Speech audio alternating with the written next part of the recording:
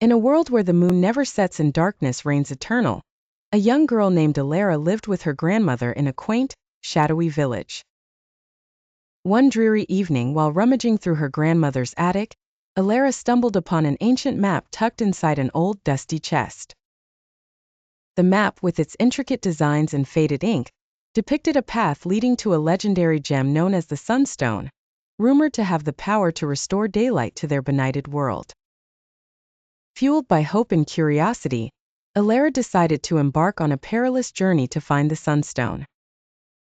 She packed essentials and bid a heartfelt farewell to her grandmother, who handed her a charm for protection. As Elara ventured into the uncharted shadowy lands, she encountered strange creatures that lurked in the perpetual night. Among them were moonwraiths, ethereal beings that thrived in darkness, and shadowhounds, beasts with glowing eyes that prowled the night.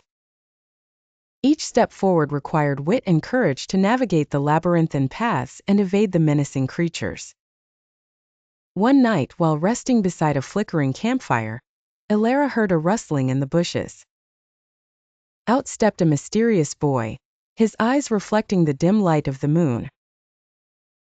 He introduced himself as Aric and offered to accompany her, claiming to know the terrains well.